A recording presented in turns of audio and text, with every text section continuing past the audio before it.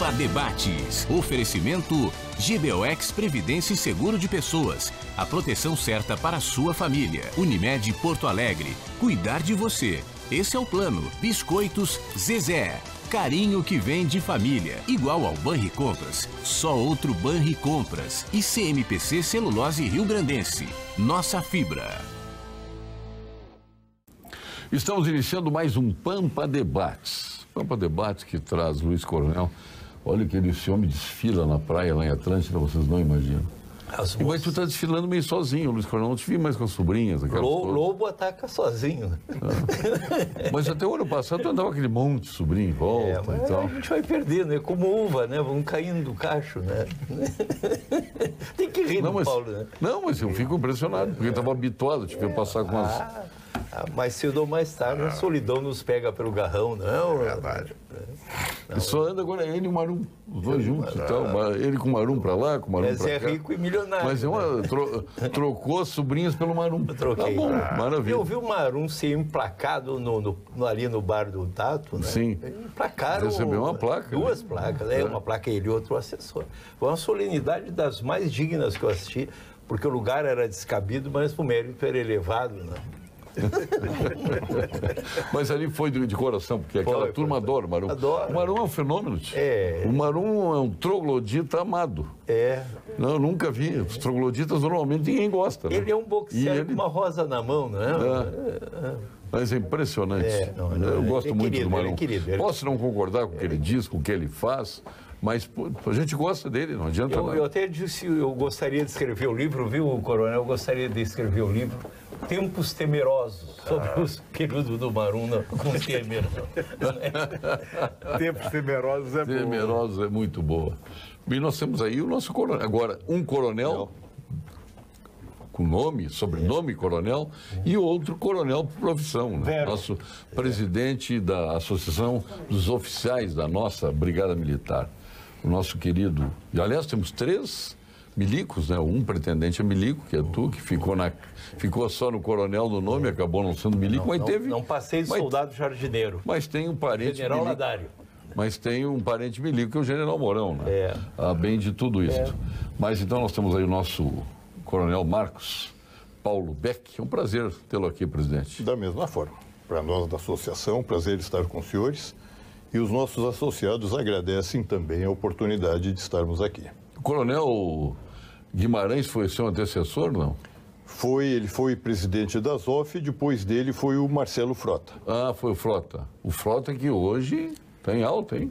Hoje o Frota é subsecretário, secretário adjunto da Segurança Pública. Da Segurança Pública. Comandou lá em Canela, Gramado. Comandou em Canela, Gramado. Grande figura o Frota, uma larga experiência na brigada, fez todos os postos, foi embora para a reserva pela compulsória, né, o tempo máximo que pode ficar nativo. Qual é a idade?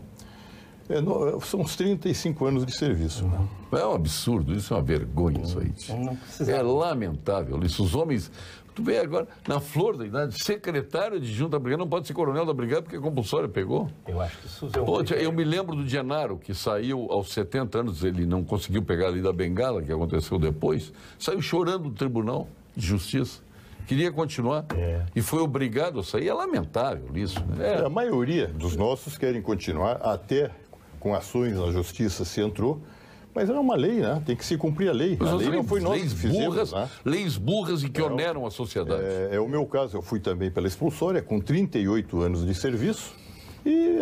A partir daí, fui trabalhar na iniciativa privada que valorizou. E podia estar até hoje na Brigada Militar. Até hoje, imagina, quando fizeram essa lei, qual era o índice, a perspectiva de vida do brasileiro? Não era 72 anos. Né? Outro aqui que foi, o brigadeiro.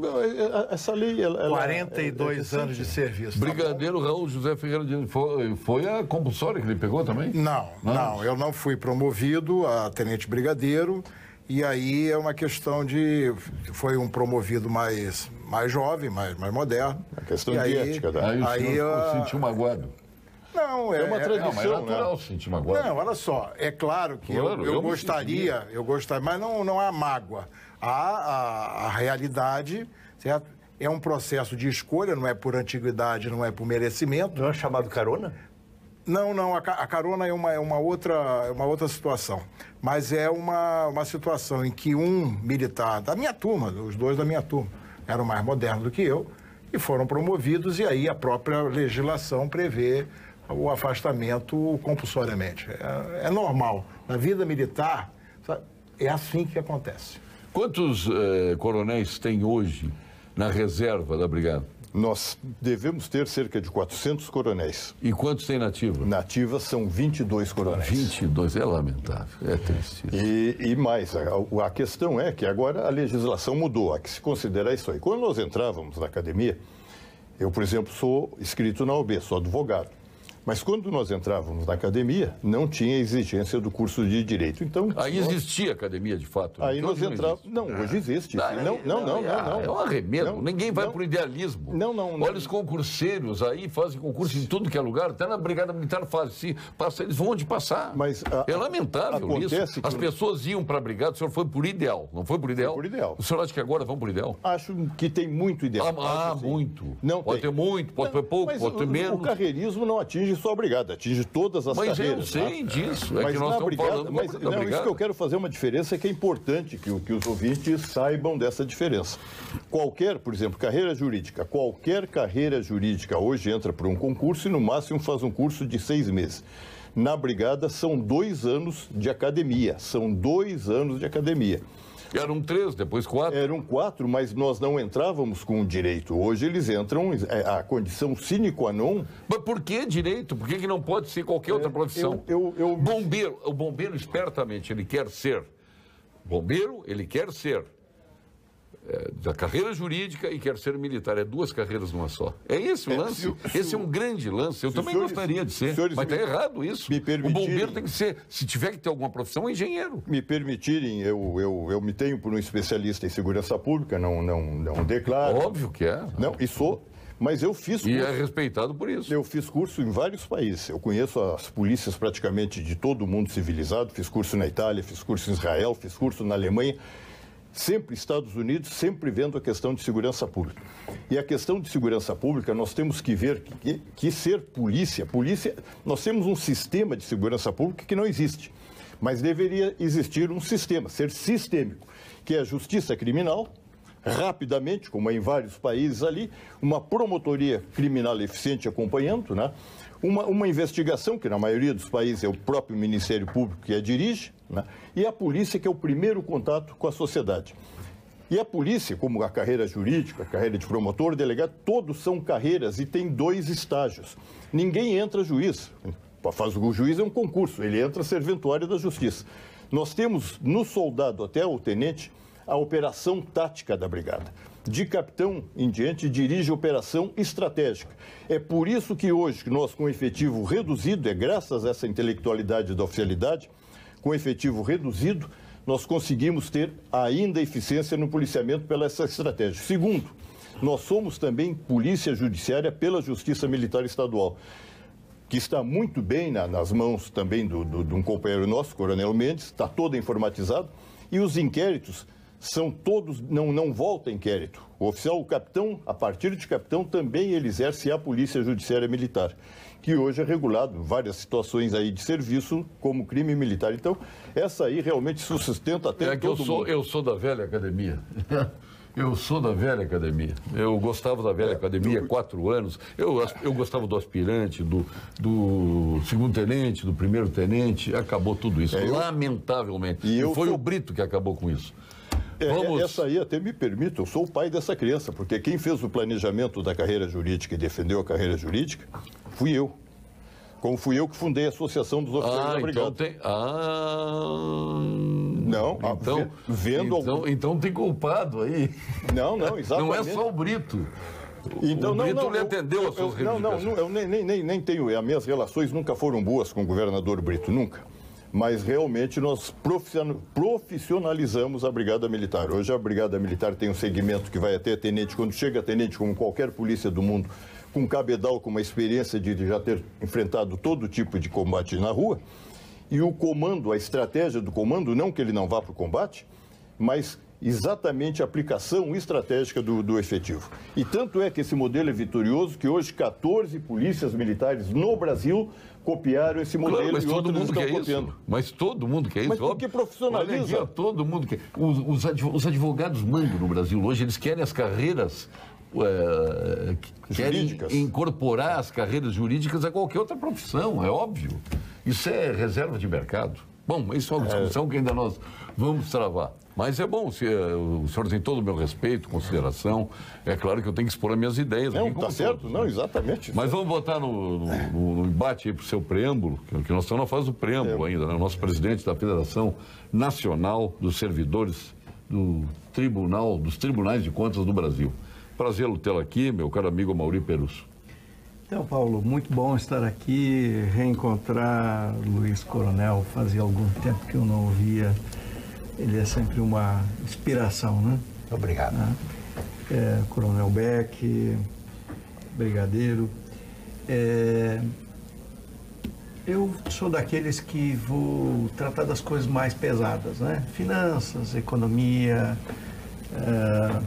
situação do estado do Rio Grande do Sul, perspectivas que nós temos no horizonte. Penso que o teu programa cabe também essa conversação. E quero começar dizendo que o novo governador, ele abriu uma conversação com as carreiras típicas de Estado, com as carreiras estruturantes de Estado, né? Com os corporativismos. Também é verdade. Somos corporações, Claro. corporações... Não, eu falo, mas se eu tivesse lá, eu seria corporativista também, óbvio. E, particularmente nós, dos tribunais de contas, o que a gente faz? A gente examina as contas do governador todos os anos. E a gente enxerga o que são os itens maiores de crescimento, né? Então, por exemplo, o Rio Grande do Sul vem tendo um crescimento exponencial nos custos da dívida pública. Você dirá, não estão pagando nesse momento. É verdade, temos uma liminar e essa liminar está suspendeu os pagamentos. Agora, Mas vocês estão tranquilos, o Tribunal de Contas recebe o seu. É como todos deveriam receber, né? Nossa. Não é privilégio. Não, só aí, aí já começa, presidente, com uma pergunta. Por que que os duodécimos não são por percentuais em vez de serem nominais? Por quê? Porque o Estado vai mal, o Executivo é o único que leva ferro. Os demais têm os seus duodécimos já nominados. Quer dizer, não, se vai mal o Estado, ou bem pouco importa, porque estão recebendo. Se não receber, o governador vai preso. Né? Então, tem que começar por aí a conversa. Enquanto não mudar isso, nós não vamos mudar o Estado. Olha, eu acho que isso é profundamente secundário, mas Opa! vou contar uma coisa aqui. Vai perguntar para o governador, vai perguntar para o Sartori, para o Brito, para qualquer um deles. Quando entrou em votação, na noite que teve a votação lá do mudança dos duodécimos, para que eles passassem a representar uma fração do arrecadado e não daquilo que foi estimado, teve na mesa de conversação uma proposta que era simplesmente o seguinte: se a arrecadação cair até 5%, os outros poderes assimilam esses 5%. Se ela crescer mais que 5%, a gente obtém os 5% adicionais e o restante fica com o governador. Nos parecia uma negociação bastante razoável do ponto de vista do encaminhamento. Vamos entender um pouco melhor, para a gente entender. Vamos lá. Se a arrecadação do Estado caísse até 5%, certo? Do que? Do orçado? Do orçado. Do orçado, Isso. Tá. Os outros poderes e órgãos assimilavam essa diferença e gerenciavam o seu orçamento a partir dessa perda, certo? Perderia 5%, então? Perderia 5%. Tá. Tá? Se ele crescesse acima de 5%, nós ganharíamos os 5% adicionais e o restante adicionalmente ficaria com o Executivo. Ora, o crescimento nominal da receita no Rio Grande do Sul, que é o que conta, né, neste caso, né, porque tu estimou a receita Sim. e fixou a despesa. Perfeito. O crescimento nominal sempre foi acima de 5%. Portanto, era bastante razoável o que estávamos discutindo. Tá? O que o governador Sartori determinou à sua bancada? Negativo. Não pode negociar nada. E aí não formou base, condição suficiente para conquistar os votos. Fez 31 votos, precisava de 33. Esta foi a negociação que se fez lá na noite. Então, havia uma brutal intransigência Aquela noite do Executivo. Que todas as lideranças corporativas embarcaram na Assembleia para pressionar os deputados. Também é verdade. Mas a proposta que estava sobre a mesa era bastante razoável, né? O governo se mostrou intransigente e mostrou que não tinha votos. Esta foi o fato da realidade. Agora, as questões do Rio Grande do Sul, as questões do fisco estadual, não estão determinadas porque se entrega uma fração para os poderes e órgãos. Não é disso que estamos falando. Nós estamos falando de uma crise muito mais profunda.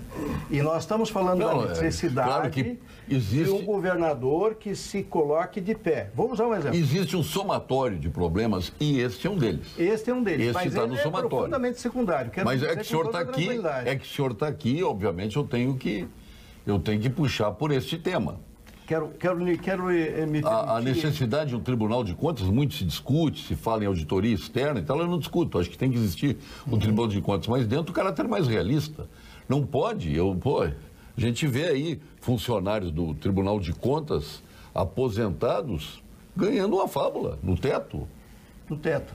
Ganhando no teto. Funcionários que, convenhamos, que em outras carreiras não ganhariam, outras carreiras de Estado não ganhariam o que ganha um funcionário do Tribunal de Contas. Eu estou falando em conselheiro, não estou falando... Eu não quero citar exemplos aqui que eu vou magoar amigos meus. Claro, eu compreendo. Agora, e nem é o caso de citar. Mas que existe, existe. Olha, em minha defesa, em defesa dos meus colegas, o que eu digo? O controle é a etapa superior do Estado. Tá? Ele precisa agregar os melhores quadros, os mais capacitados. Tá?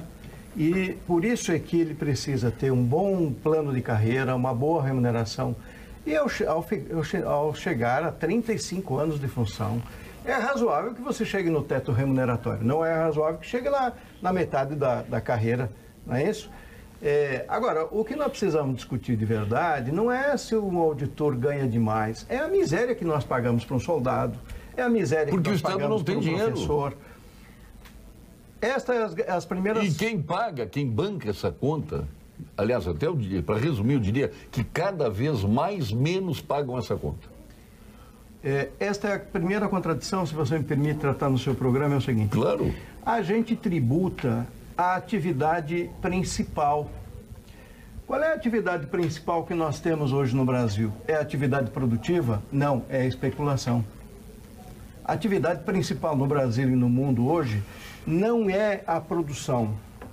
E nós continuamos tributando a produção. E isso produz uma extraordinária contradição na vida pública, porque nós continuaremos perdendo neste processo. Tá? Hoje nós temos no mundo 142 países com legislação que atua dentro dos seus territórios. Os capitais circulam pelo mundo a uma velocidade extraordinária e acumulam a partir de atividades que não são atividades produtivas. Eu penso que todos nós aqui temos em comum em reconhecer, por exemplo, que o senhor Delfim Neto é um homem conservador, um homem, mas que é um cidadão capacitado do ponto de vista dos seus escritos e da sua compreensão econômica. Pois no artigo deste fim de semana, na revista Carta Capital, o que ele está dizendo? A grande contradição do mundo está entre quem vive da atividade especulativa e quem atua na atividade produtiva. E que nós temos que reconhecer que a atividade produtiva precisa voltar a ser o centro da nossa vida. Sem isso, toda a discussão que nós fizemos aí vem outra questão, até para colocar em debate, claro, para as pessoas entrarem na conversa aí. O problema é que as leis no Brasil, elas te jogam na especulação. Hoje, especular no Brasil é uma solução, quando deveria, no meu entender, ser uma coisa absolutamente nefasta e considerada nefasta. Não, especular virou a salvação, porque hoje gerar emprego é um problema, tu está sempre com a espada na mão, os impostos vêm a rodo hoje. Qual é o percentual que se paga em cima o brasileiro deixa diretamente em cima do produto interno bruto? 36%. 37%. E aí vem os... Mil horas. Aí vem mais os indiretos. 5 meses. Mais de 50% Olha o crime que a população paga sobre a luz, sobre a telefonia. Eu não estou falando nem em cerveja, não estou falando em bebida. Automóveis. Isso é um crime. Por quê? Porque o Estado, totalmente desarranjado como está, ele não encontra solução se não aumentar imposto. Paulo, ele só tem solução de duas maneiras. Ou aumenta o número de impostos, ou aumenta os impostos existentes. É isso aí, lamentavelmente. Paulo, não se suporta Paulo, mais isso. Eu me sinto o quero-quero no meio dos gaviões. Mas o que eu gostaria mesmo, e vou ficar só tem um gavião aqui, o quero somos nós aqui. Eu vou ficar gritando sozinho até o meu último dia. Enquanto não transformarem essa mentira que se chama federação numa confederação de regiões, não vai haver administração competente. Porque o Brasil, com a extensão geográfica, com a dimensão humana, com os problemas acumulados, dentro dessa farsa da federação, que desde a Revolução Farroupilha se reivindicava a federação e só se distanciou. Quer dizer, naquela época, quando se fez a Inconfidência Mineira, e o senhor falava esse dia, brigava-se a nível de morte por 20% de tributação. Hoje se vai a 36%. O Brasil tem 1000 horas de trabalho para pagar imposto, enquanto tem países que estão na faixa de 200 horas. Então, aí nós vamos ter... Então, como é que não vamos... Eu vou falar com os tribunais de contas, que têm essa responsabilidade tão grande, tão honrada. Mas a nomeação dos ministros do Tribunal de Contas, quantas vezes funcionaram com um verdadeiro NPS de honrarias perdidas? Ou seja, o cara estava lá no auge, perdeu a eleição, vai para o Tribunal de Contas, um cargo com a estatura e responsabilidade que tem. Olha, o que tem e gente... alguns até levando a função de conselheiro, manchas biográficas. De conselheiro nas federações que você está falando. É verdade. Na União é uma loucura, tem fila. Todo mundo quer, os caras se matam por uma vaga de conselheiro. Mas desculpe se a minha crítica foi amarga. Ótima, está bem coerente. Sabe que o Getúlio Vargas, ele brincava, e ao brincar ele falava a verdade, ele dizia, os tribunais de contas são onde a gente arquiva os amigos. Então, nós temos duras críticas a esse processo de escolha de ministros e conselheiros, e digo aqui com toda tranquilidade, eu saí pelo país para dizer, isto é um negócio público que foi transformado num negócio privado, numa negociação entre amigos, entre maiorias parlamentares e governadores, prefeitos, porque nós temos 2 tribunais municipais, né? Que são o Rio e São Paulo. E temos o Tribunal da União. Nós temos que quebrar essa lógica. Então, tem 17 mil auditores trabalhando no país, que fazem trabalhos de boa qualidade, penso eu. E aí temos ministros e conselheiros, né, atendendo a demandas políticas. E isso está errado. Nisto se coloca dinheiro público no ralo. É isso que nos parece. Então, precisamos mudar esse modelo de escolha. Nós temos, inclusive, participado junto em alguns debates e estávamos num grupo de alta gestão do Estado. Mas eu gostaria de retomar um assunto que me preocupa, porque eu tenho visto, não só no Rio Grande, em todo o Brasil, mas especialmente aqui no Rio Grande, que eu estou aqui, é minha terra, trabalho aqui. O senhor é natural de Porto Alegre? Sou natural de Montenegro. De Montenegro? Montenegro. Terra do Lazier Martins. Terra do Lazier Martins. A questão, por exemplo, nós temos hoje, é uma crítica que nós temos que fazer. Nós estamos elegendo quem? Um governador do Estado ou estamos elegendo um governador do Executivo? Voltando àquela questão, que aquilo foi mais um jogo de cena, para mim um jogral. O que o senhor acha que está elegendo? Não, porque nós estamos falando, inclusive, do 10º, né?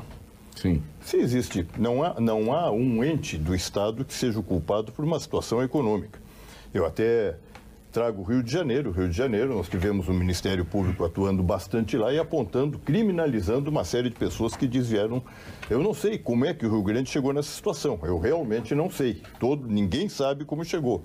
O que nós temos? Nós sabemos. O que nós temos de isenções? Agora, não adianta querer eleger uma única categoria que tem dado esforço e contribuído, eu falo da Brigada Militar, mas... Não, mas ninguém culpa a Brigada Militar. Não, mas é uma categoria de Estado que está no Executivo. Nós temos, inclusive, problemas seríssimos. O que se fala é numa aposentadoria precoce. Mas hoje não existe mais. Olha... Não existe. Eu posso lhe provar. Não. Hoje, para se entrar na academia da Brigada, ele vai entrar, no mínimo, na melhor das hipóteses, com 28 anos. Faz 2 anos de academia, ele sai com 2 anos.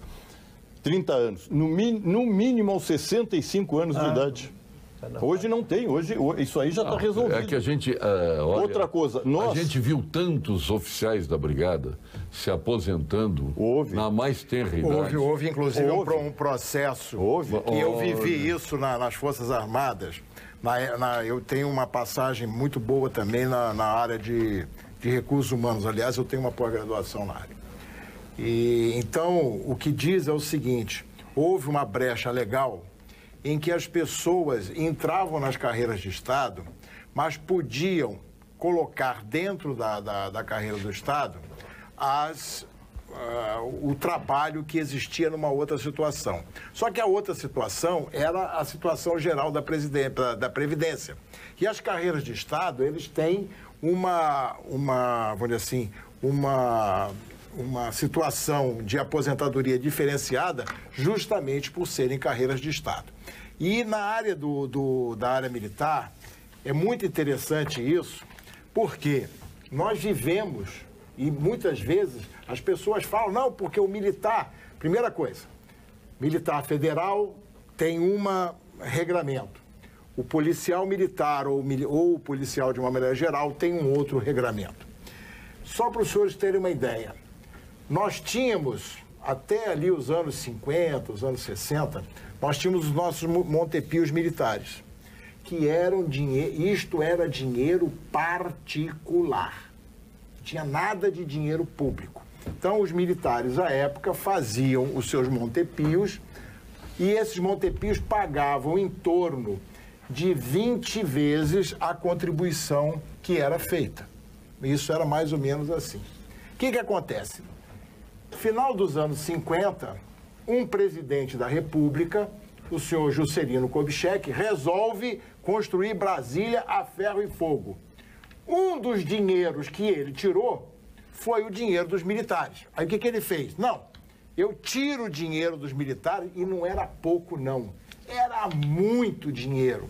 Mas eu faço o seguinte, eu tiro, mas pago a sua aposentadoria, eu pago ela integral, ok?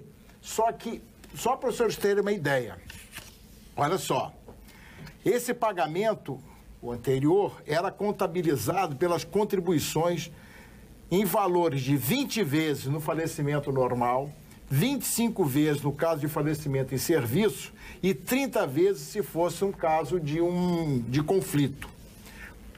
Isto veio de 1960, né, que foi o Brasília, e aí em 88, o que faz a Constituição de 88? De novo, aplica um novo golpe.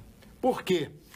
É oferecido para os funcionários civis o pagamento da pensão integral ou posto do militar no momento do seu passamento. Por quê? Os militares federais, eles pagam a vida inteira. Então, o tempo de contribuição do militar federal não é 30 ou 35 anos, como é hoje. São 50, 60 anos. Eu contribuo há mais de 50 anos. É assim que acontece. Nesse caso, é o mesmo. Eu contribuo hoje. É assim que acontece. Ninguém no Brasil, nenhuma outra categoria, contribui com 14%, como eu contribuo. Como os militares federais também. Contribuo na reserva até morrer. E tem uma diferença. Hoje eu, por exemplo, sou comandante da Legião Altiva. O que é a Legião Altiva da Brigada? A Legião Altiva da Brigada pega todos os militares, de coronel a soldado, que foram para a reserva. Então, hoje eu tenho comigo cerca de 40 mil matrículas da Brigada. Todo esse pessoal. Esse pessoal, na reserva, nós estamos, como agora, aconteceu no Ceará, está acontecendo em Minas Gerais. Esse militar das polícias militares e dos corpos de bombeiros militares, ele é chamado para o serviço ativo a qualquer momento, queira ou não queira. Nós só vamos nos aposentar quando chama-se reforma, aos 70 anos de idade. Aos 70 anos de idade, então, nós passamos para a reforma, ou por saúde, mas normalmente. E antigamente... Mas aqui tinha que chamar um monte, o que tem... Olha, os caras jogam bola comigo. Não, mas acontece. Deixa eu lhe colocar. Os bombeiros, por exemplo, antigamente os bombeiros ganhavam um dia em cada 4 dias. Agora, veja um bombeiro, o trabalho que os bombeiros fazem, os bombeiros militares, olha o trabalho que eles estão fazendo lá em Minas Gerais. Sem ganhar dinheiro. Lá naquela que não deveria chamar Brumadinho, não sei o que, devia chamar Vale. Aliás, eu passei 3 anos lá dirigindo uma mina. Conheço bem aquela região. Fui contratado pela CSN. Conheço bem, posso falar de cadeira dali. Mas os bombeiros estão lá, cheirando metal pesado, enterrando no lodo, comprometendo a saúde e não ganham nada mais. Nada mais. Fazem isso com obrigação. Qualquer militar, sem hora extra, sem nada. Eu só quero completar o bombeiro. Antes disso, nós temos que abrir o espaço claro. para a nossa Castro, frigorífico Castro. É uma beleza. Qualidade desde 1960. Vem de Pelotas, são as melhores linguiças e salsichões. O senhor já eu como muito embutido. Olha o chouriço da Castro. Tu adoras uma linguiça, o chouriço da Castro. Espetacular, está em toda a rede Zafari, né? Então, não perca agora, fim de semana, aproveite e faça seu churrasquinho. E as churrasqueiras de Atlântida. Pois, Atlântida, até apareceu um gaiato lá que manda dos nossos amigos, aqueles dos ecochatos, né? Daqui a pouco vamos acabar com tudo isso aqui, que fazer churrasco na praia. Atlântida é o único lugar do mundo em que vaca é frutos do mar. É a farofa VIP. A farofa VIP. Em qualquer lugar, neste verão, você e sua família, em qualquer lugar deste verão, você e sua família, meu caro presidente Perusso, vão curtir com muita proteção o que proporciona a Unimed Porto Alegre, que intensificou a sua presença no litoral norte com uma central de informações e agendamento de consultas. É só ligar para o 0800 648 4545. Quando precisar, a Unimed está com você. Unimed sabe que isto é importante. Unimed, cuidar de você, este é o nosso plano. O Cremers informa, os médicos registrados tem até o dia 28 de fevereiro para quitar a anuidade de 2019 com desconto de 3%. O valor das unidades é o mesmo em todos os estados brasileiros, conforme estabelece a resolução do Conselho Federal de Medicina. O boleto pode ser emitido através do site www.cremers.org.br. Cremers, em ação pela saúde. França, Itália, Chile, Argentina ou Portugal. A Vinhos do Mundo alerta que você pode encontrar os melhores rótulos, os mais emblemáticos em uma das lojas da Vinhos do Mundo. Viva este melhor do universo dos vinhos na Vinhos do Mundo, que ela se especializou para atender cada um de nós. Ali na Cristóvão Colombo, 1493, na Getúlio Vargas, 1135 e na Lípio César, 203. E para equipar a sua empresa, pagando pouco por mês, o consórcio de máquinas e equipamentos da Unimed pode ser uma excelente alternativa para você prosperar. Claro que a Unicred nasceu da Unimed, na hora embaraça mais. Estamos falando da Unicred. Obrigado, meu caro brigadeiro e atento Raul José Ferreira Dias. A Unicred oferece taxas super atrativas para você adquirir de forma programada equipamentos para laboratórios, clínicas médicas, consultórios odontológicos, placas solares e muito mais. Fale com o seu gerente Unicred e aproveite. Este é um diferencial que só a Unicred tem, a instituição cooperativa mais conceituada do Brasil, a Unicred. E vamos agora ao quadro de saúde com o nosso PhD em Oncologia, titular do Clínicas, do Ernesto Dornelles, sócio fundador do Instituto Oncológico Kaplan, mais jovem membro da Academia Brasileira de Medicina, presidente da Bienal do Mercosul, presidente da Sul Rio Grandense de Medicina e também é o homem da vinícola Laurentia, que o nosso Luiz Coronel tanto adora, né? Espumante Laurentia é espetacular. Fale, doutor Gilberto. Olá, sou o professor Gilberto Schwarzman e gostaria de fazer um desafio aos meus colegas médicos. Vejam que informação importante. 30% das mortes em nosso estado acontecem por doenças do coração e das artérias. Outros 20% se devem ao câncer. Isso significa metade das mortes em nosso estado. Impressionante, não? A boa notícia é que podemos evitar essas mortes se identificarmos fatores de risco como pressão alta, tabagismo, colesterol elevado, diabetes, obesidade, sedentarismo e abuso de bebidas alcoólicas. E se convencermos os pacientes a realizarem os exames preventivos do câncer, como o citopatológico do colo do útero nas mulheres com vida sexual ativa, a mamografia em todas as mulheres a partir dos 40 anos, o toque retal e o PSA nos homens a partir dos 50 e a colonoscopia nos homens e mulheres também a partir dos 50 anos. Você fala que quer um Brasil melhor, não é mesmo? Seja então um guardião da saúde de nossa população. Não interessa por qual porta uma pessoa chegue ao sistema de saúde. Faça a sua parte. Dedique alguns minutos da consulta e veja se o paciente vem seguindo essas recomendações.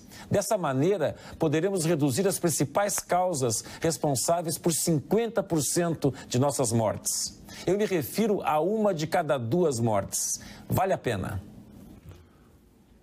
Obrigado, doutor Gilberto Schwartzman. O brigadeiro ia complementar, né?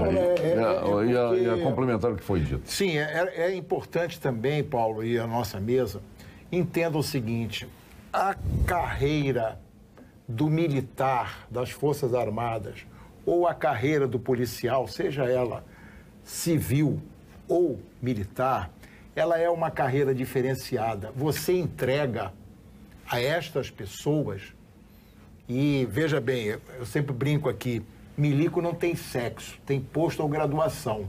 É a coronel e o coronel. É a capitão e o capitão. É assim que funciona. E por que isso? Porque vejam o que está acontecendo lá, que o nosso coronel Beck citou lá em Brumadinho. Quem é que está na lama? São os bombeiros? São os policiais? São os militares? São. Aliás, falando nisso, me lembrei do negócio. Que sucesso foi vindo o pessoal de Israel, hein? Pô, eles conseguiram descobrir todos os corpos lá. Não. Foi um sucesso. Não foi. Olha só, eu não tenho conhecimento técnico do que foi feito. Agora, eles encontraram sim, e as condições que foram colocadas, Paulo, que eles encontraram não foram as mais adequadas Nada para... que nós não pudéssemos fazer. Nada. Paulo, olha só, nós não tínhamos naquela hora o equipamento foi mais que eles um jogo trouxeram. político. Mas mostraram grandeza de virem de outro país e de se aliar E por que vieram? numa catástrofe. Eu acho que no momento... Viriam, faço uma pergunta aqui, nua e crua, viriam com o Lula? Não, mas viriam com a Dilma? Não, mas viriam com o Fernando Henrique Cardoso? Certamente viria algum grupo de esquerda, podia vir viria o Hezbollah. É o problema que em qualquer circunstância, nestes aspectos, tem uma jogada ideológica. Olha, eu estive em Israel, conheço bem Israel. Fiz curso lá, conheço bem. É um povo que a gente merece respeito. Mas tu adora Israel? É um povo o meu trabalho de conclusão foi... E mais, o meu trabalho de conclusão em 68 foi viver por Israel. Vem cá, eu sou fã de Israel, mas que foi em função desta grande amizade do Netanyahu com o Bolsonaro que eles vieram. Agora eu lhe pergunto, está aqui um brigadeiro, está aqui um coronel e está aqui pessoas que, obviamente, entendem, teria alguma coisa para eles fazer que nós, brasileiros, não conseguiríamos fazer? Nua e cruamente. Olha só. Sem demagogia. Mas sem demagogia. Mas eles se ofereceram para vir. E aí você diz, não venha. Paulo, pelaí. Então por que o exército nosso não foi? O exército estava lá. A aeronáutica estava lá. Lá no lodo? Claro que estava. Procurando lá?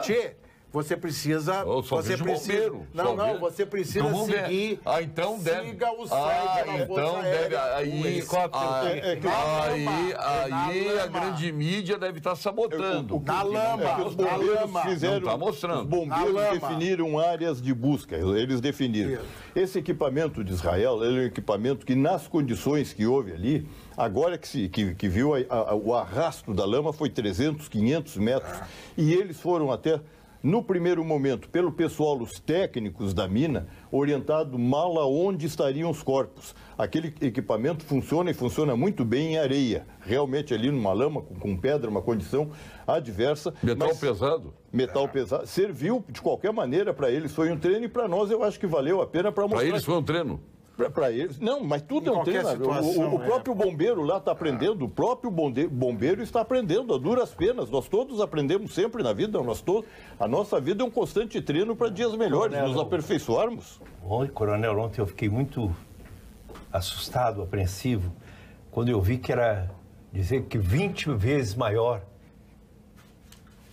que o reservatório de Brumadinho, é o que está ali perto de Congonhas do Campo, sim, onde está uma cidade maravilhosa. Onde eu estive lá 3 anos lá. Maior patrimônio cultural brasileiro do mundo. As obras de Aleijadinho, a céu aberto ali, um espetáculo. Aquilo é um roteiro mundial. Só por curiosidade. Não, só para falar sobre... Vamos passar por esse assunto de Israel, que não ficou bem explicado. Eles vieram, chegaram, levaram foi uma imensa repercussão a vida deles. Todos nós aplaudimos, né, mas saíram em silêncio.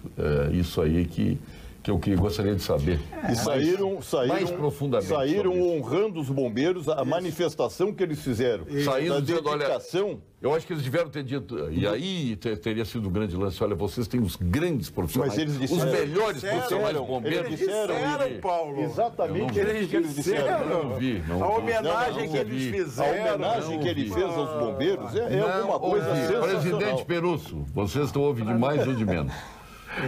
Eu penso que a ajuda humanitária é sempre bem-vinda. Eu jamais botaria um carimbo de qualquer natureza diante de ajuda humanitária. Mas ninguém está carimbando nada? Exatamente. É uma pergunta. Foi pleno de sucesso a vinda deles aqui? Eu não sei avaliar isso, mas eu tenho uma preocupação. A vinda deles foi bem-vinda. Nós aplaudimos, todos elogiamos aqui, não elogiamos? Nós aqui no programa elogiamos. Eu estava ouvindo ontem à noite o ministro do Meio Ambiente falar.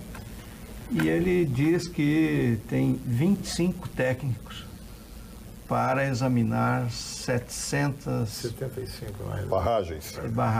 Ele usou um número de 20. Existem 20 mil barragens no Brasil? Não, 700 são barragens de risco, né? E dessas pode-se dizer 400 barragens. Agora, o que está no fundo disso nós temos um instituto chamado IBRAOP, Instituto Brasileiro de Obras Públicas.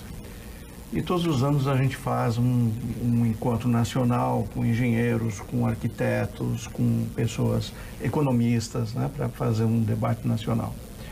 O último deles nós dedicamos lá a Mariana, e questionando por que aquilo aconteceu. Era evidente que todos os que opinam sobre esse assunto diziam que aquilo era perfeitamente previsto, que a ganância, né, baixou os preços internacionais do minério de ferro, a Vale do Rio Doce multiplicou por 4 a produção para manter a sua lucratividade, olhando para os seus acionistas, não para o país, tampouco para as necessidades nacionais, né? E produziu o desastre de Mariana. E parece que essa discussão não está na mídia brasileira. O que fazer com os minérios nacionais, como protegê-los, né?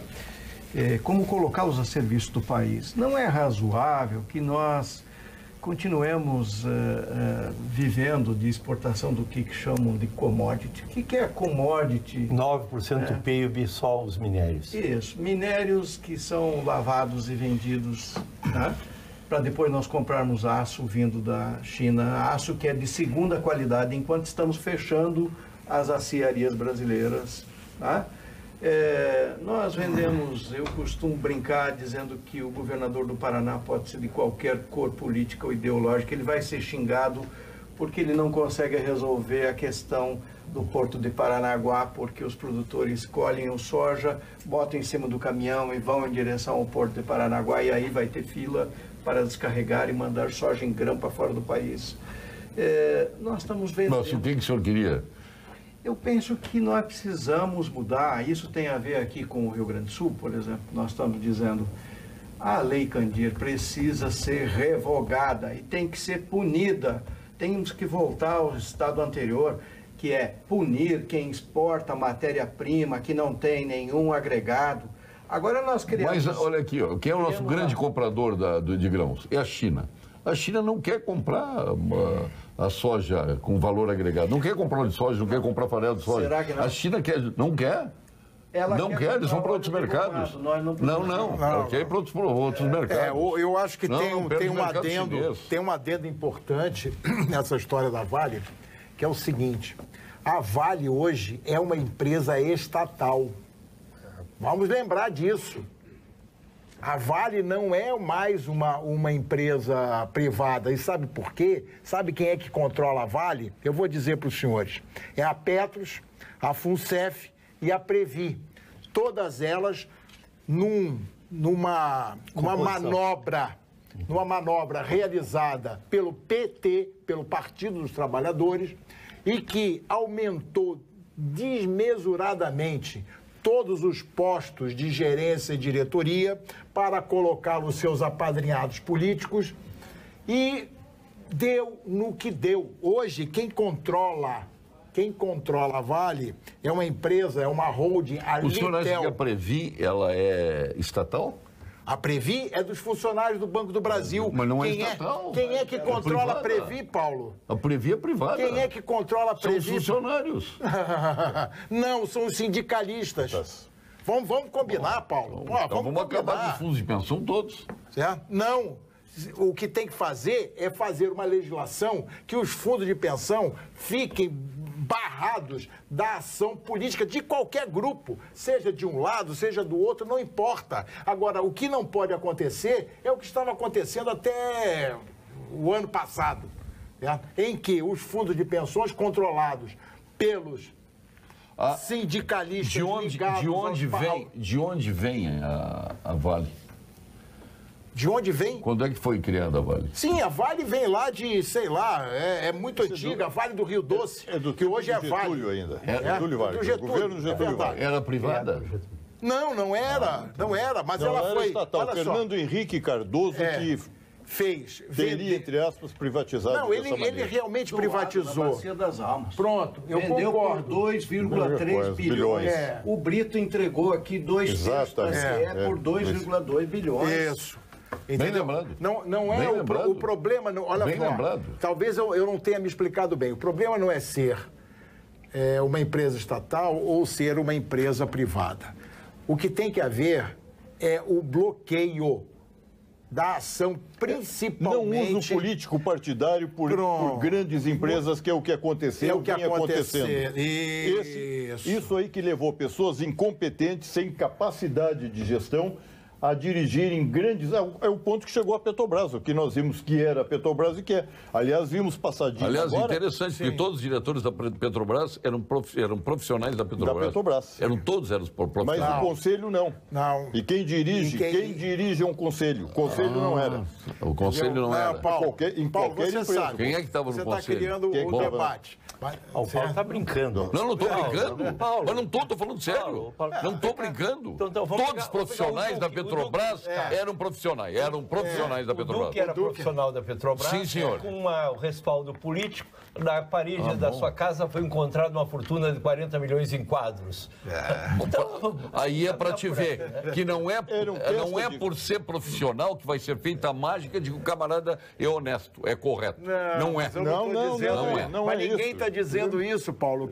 O que nós estamos levantando aqui, principalmente para os nossos telespectadores, que nos honram com essa audiência, que é um fenômeno no Rio Grande do Sul. Paulo, é o seguinte... Não importa se a empresa ela é estatal ou privada, ela tem que ser bloqueada. É justamente dessa Nós temos um ação... rombo aqui, que o senhor deve saber, aqui no Cais do Porto Alegre, sobre os 200 milhões. Quem era um grupo privado, mas que o seu capital foi formado por associação dos funcionários de Sobral, dos funcionários públicos de Sobral, dos funcionários da Amazônia, e por aí vai. Era constituído por fundos Sim. de funcionários. Mas e sumiu o dinheiro. E quem controlava esses fundos, Paulo? É uma empresa privada espanhola. Se me permite, Para ter um governo. Esse é um mundo Nós misterioso. né? precisamos abrir uma conversa sobre o que faremos com o minério nacional. Sim. Como vamos fazer um modelo de desenvolvimento? Tem uma denúncia muito profunda do Instituto de Justiça Fiscal para dizer que a Vale do Rio Doce está vendendo 30% do seu minério de ferro para uma empresa que está num paraíso fiscal. Isso. Ela vende o minério de ferro ao preço mais baixo do que o custo de produção. E aí revende deste paraíso fiscal direto para a China. Portanto, e o navio sai, né? Lá da... Direto para a China. Direto para a China, claro. é óbvio. Ele né? não vai para o paraíso fiscal primeiro. É porque E dá não é pra só o ir minério pro de ferro, né? Nós temos ali o país ouro, vem nós temos sendo metal precioso de toda a qualidade. grosseiramente roubado.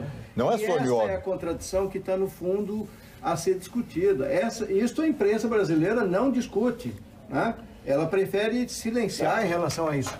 E aí, com todo respeito, os militares brasileiros, que inclusive estão compondo este governo, precisam se dar por conta de que não haverá nenhuma possibilidade, inclusive de defesa do país, se nós continuarmos produzindo esse tipo de comportamento. Não é razoável o que estamos Vamos fazendo. deixar ponto final de cada um. E vamos a ele com Gimo, qualidade comprovada. Ponto final. Oferecimento produtos Gimo, qualidade comprovada. Vou começar o ponto final com o Luiz Coronel, que falou pouco hoje. Não te deixaram falar hoje, Luiz Coronel. Eu aprendi muito. Eu acho que tinha que ter reduzir o número de ministérios é ótimo, mas tinha que ter um ministério de levantamento dos problemas nacionais, catalogação dos problemas nacionais. Não precisa ser um ministério. São imensos e tem que ser Entrega flagrados. isso para o Tribunal de Contas, para a CGU, que faz tranquilamente. Tem profissionais gabaritados para isso, não Meu tem? caro, Tem, presidente? Dentro da minha... Completando meu pensamento, eu tinha dito que eu queria uma... Para que ministério? Eu queria uma confederação em vez de federação. Eu queria também uma coisa que se chamasse democracia sem mordomia. Essas vêm com os válidos da corte para o Brasil, se instalam nas cortes da República do Rio de Janeiro, no Rio de Janeiro, e Brasília, para ser fundado, apressaram, davam tudo para quem se instalasse lá, apartamento. E hoje eu assisto na televisão o parlamento inglês, a modéstia daqueles deputados, daquela cadeirinha, eles fazendo a sua, fazendo sua comida, lavando sua roupa. Não é? Esse clima, tem senadores com quase 50 assessores. 90. Sim, eu vou reduzir pela metade para ser generoso. Então nós vamos ter o seguinte, uma democracia não pode suportar essas mordomias. Elas são imorais, mas são consentidas, culpadas e aceitas. No dia em que o sujeito ganha mandato parlamentar, ele não diz mais não às mordomias. Isso poucos dizem. Eu conheço alguns que disseram, mas são muito poucos, muito poucos. É verdade. Elas são assentadas na consciência política brasileira. Marcos Paulo Beck, nosso presidente da Associação dos Oficiais da Brigada Militar. E dos bombeiros militares. Nós aproveitamos até a falar... O senhor conseguiu unir os dois na associação? Nós estamos unidos os dois na associação, os dois contribuem em força, em ideias e ideais, porque Brigada e Bombeiros são formados da mesma cepa, né? Dessa cepa gaúcha, da cepa rio-grandense. Nós estamos à disposição, como sempre fizemos historicamente, há 180 anos da população gaúcha. Em qualquer circunstância, o povo gaúcho sempre contou com a Brigada Militar, mesmo com atraso, parcelamento de salários, com o maior índice de suicídio do Brasil. O índice da Brigada, o índice do Rio Grande do Sul é 2 vezes o índice de suicídio do Brasil, o da Brigada é 4 vezes maior. E do bombeiro da mesma forma, pela pressão que nós sabemos, que nós enfrentamos lidando contra a criminalidade. Saudamos novos tempos, como hoje o doutor Sérgio Moro, ministro da Justiça, que haja um endurecimento das leis, porque quem carrega o peso do tecido social somos nós, as polícias. E não existe saúde, não existe educação, não existe Tribunal de Contas, não existe nada se não houver segurança. Segurança é a primeira das necessidades dos cidadãos.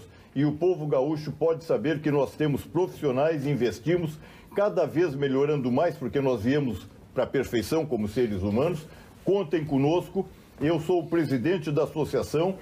Também quero dizer que estou na Abril. A Abril é Academia Brigadiana de Letras. Nós temos vários autores e hoje fazemos parte criamos uma academia Mas tem um coronel que não está das polícias militares. Ele, como coronel, pode ser que é para militares, né? Como que é para militares, né? Temos essa legião altiva, temos a Fundação Perac trabalhando pelo todo social. Perac Barcelos. Perac de Barcelos, que também é presidente. Contem conosco. Brigadeiro Raul José Ferreira Dias. Bom, Paulo, é sempre... Eu nem dei espaço para os telespectadores aqui. Uma infinidade de... Até deixar um livro da nossa... Mas o Paulo é uma satisfação sempre muito grande e eu tenho recebido nas mídias sociais um retorno fantástico, mas fantástico mesmo, dessas participações do Pampa Debate. Para mim, é sempre uma honra mesmo estar aqui, pessoas como Luiz Coronel, nosso Coronel Beck, como o doutor Peruso.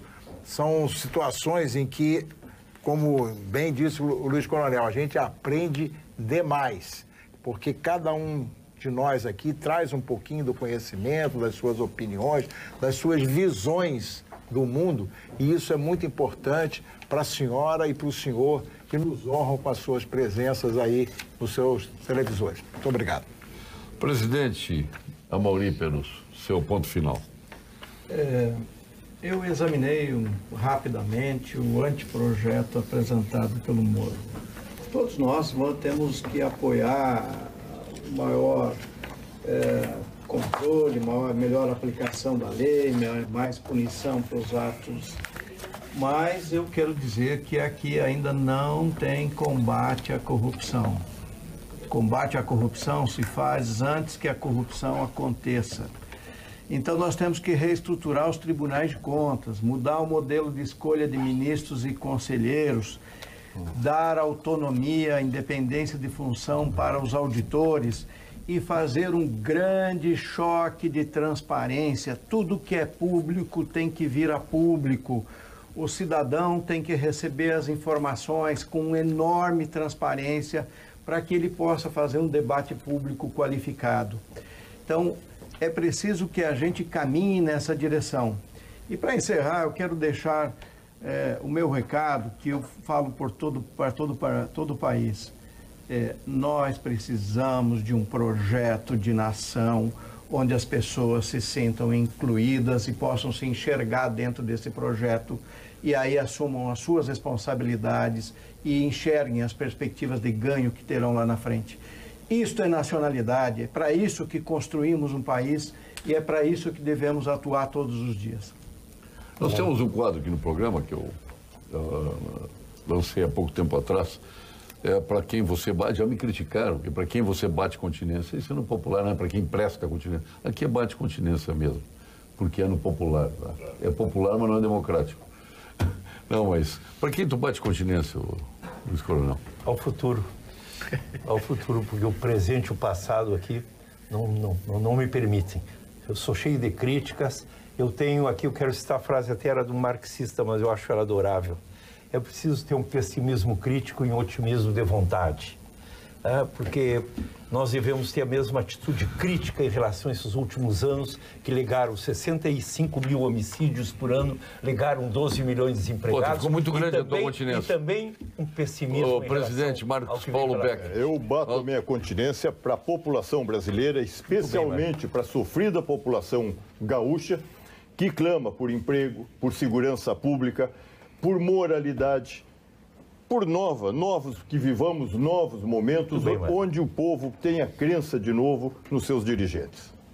Brigadeiro, o senhor bate continência para quem? A minha continência especial hoje para todos aqueles que estiveram diretamente envolvidos e continuam lá em Brumadinho, correndo inclusive risco da sua saúde, cumprindo a sua missão. É para eles que eu bato a minha continência regulamentar. Presidente Amaury Peruso. Olha, em tempos em que tem muitos militares no governo, eu quero apresentar meus respeitos ao general Antônio Carlos Andrade Serpa. Eu quero apresentar meus respeitos ao almirante Gama e Silva, que são grandes patriotas que me ensinaram a conhecer um pouco deste país e que nos ensinaram... Lembrou de General Serpa, faz tempo, hein? nos lembraram que nós precisamos ter independência, autonomia, né, ser uma pátria e uma república de verdade. Os senhores querem ver, aniversariou sábado. Ninguém bateu continência para o Senado, para a Câmara. Nem, que vergonha. Nem para o DEM, que ganhou as 2 eleições. O Onyx, que elegeu o presidente da Câmara, o presidente do Senado. Onyx, a minha continência vai para ti, hein? Oh, que vitória, hein? Especialmente no Senado, né? Que foi ele o grande artífice da eleição do Davi Alcolumbre, né? Um jovem ainda na presidência do Senado, me pareceu muito seguro, mas de qualquer forma, a aposta é nele. Aniversaria, por ironia do destino, aniversariou sábado, a Cátia Abreu, nossa senadora Cátia Abreu. Sábado. Aniversariou sábado. Fez toda aquela confusão na sexta. Aquelas... O almirante Luiz Humberto de Mendonça, a desembargadora Brígida Joaquina Charão Barcelos, o procurador de justiça Antônio Carlos de Avelar Bastos, nosso companheiro aqui do Pampa Debates, a Fernanda Melchiona, nossa deputada, também aniversariando, a Priscila Barbosa, o Celso Schroeder, nosso colega jornalista, a Roberta Telecheia. Isso tudo no sábado, e alguns aqui. No domingo, o almirante Vilmar Terroso Freitas, conhece, né? Brigadeiro. Aqui é o almirante. Não. O Terroso é um major brigadeiro. Foi a quem eu tive a honra de substituir no 5º Comando Aéreo Regional. Attention, please. Não é o almirante. É o major brigadeiro. Major brigadeiro. É o Terroso mesmo. Terroso? Isso, Terroso. Conheço ele. Marília Kipperman, um beijo, Marília Kipperman. A Luciana Nicolini, o Maurício Perucci, que foi nosso diretor da Claro, foi diretor do Bourbon. A Soraya Hanna, nossa colega também, jornalista. O Eri Bernardes, entre tantos. E o Edir Oliveira também foi deputado aqui, aniversariando. Não dá para nominar todos. E hoje, o Garibaldi Alves, de aniversário. Essas figuras carimbadas da política brasileira. A Fernanda Maisonave, a Sandra Beatriz Silveira, ex-prefeita de Esteio, o Sérgio Kaminski, engenheiro, e o Gary Newman, pai de David Newman, meu querido amigo, deve estar lá na sua Nevada, estado de Nevada, nos Estados Unidos.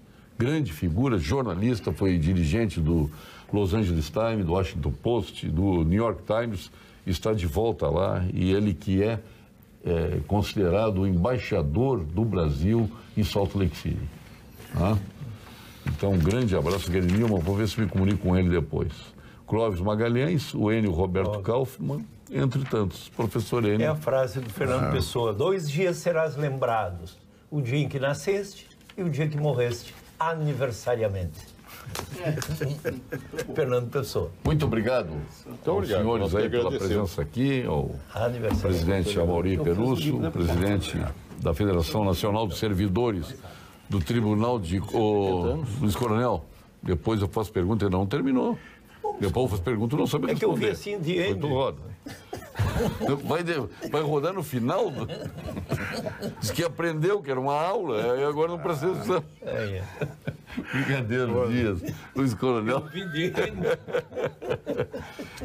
E o nosso presidente aí, Marcos Paulo Beck. Temos mais para discutir depois em outros programas aí. E nem entramos, né? Não, pode conosco. Não entramos no Senado, não entramos na Câmara, não entramos em nada. A posição dele foi maravilhosa. Muito obrigado a todos. Fique agora com o nosso Jornal da Pampa. Obrigado. Até amanhã.